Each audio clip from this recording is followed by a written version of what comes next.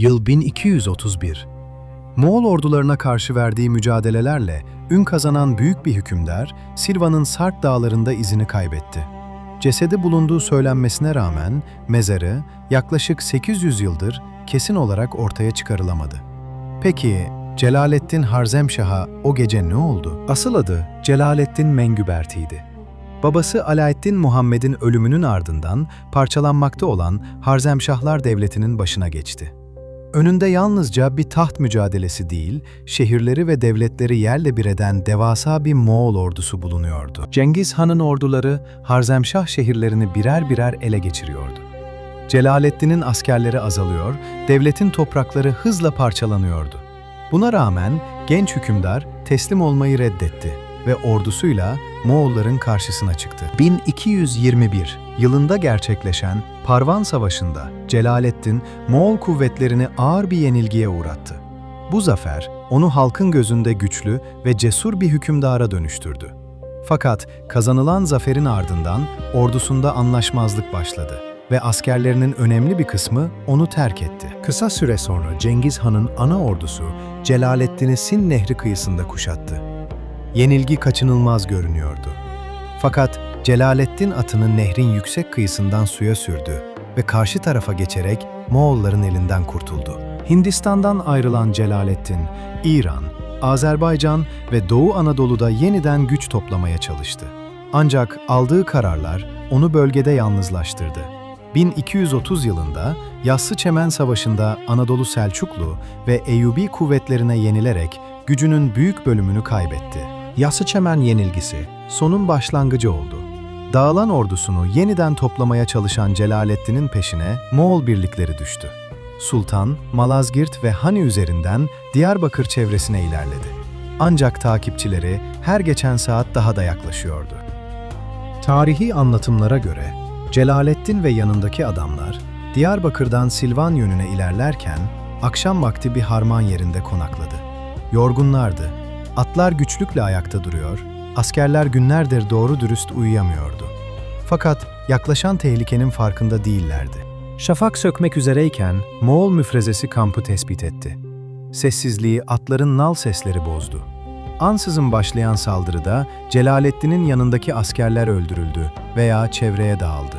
Sultan ise kendisini takip eden askerlerle savaşarak dağlara doğru kaçtı. Artık yanında bir ordu yoktu. Bir zamanlar geniş topraklara hükmeden Celaleddin Harzemşah, Silvan'ın kuzeyindeki Sarp dağlarda tek başına ilerliyordu. Peşindeki Moğol askerlerinden kurtulmayı başardı. Fakat onu dağlarda başka bir tehlike bekliyordu. Bazı İslam tarihçileri, sultanın ölümünden önce Ayndar adlı bir köyün çevresine ulaştığını aktarır.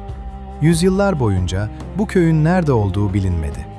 Ancak araştırmacılar 1842 tarihli bir Osmanlı nüfus defterinde Silvan'ın kuzeyinde Ayndar adında bir yerleşime rastladı. Günümüzde Kavaklıboğaz olarak bilinen bölge, Silvan, Hazro ve Lice arasındaki dağlık güzergaha hakim bir noktadaydı. Çevresinde çok sayıda mağara ve gizli geçit bulunuyordu.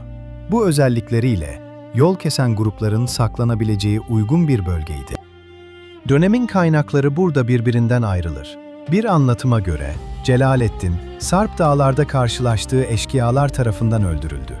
Başka bir anlatıma göre ise geceyi geçirmek için kurduğu çadırda kim olduğunu bilmeyen yağmacıların saldırısına uğradı.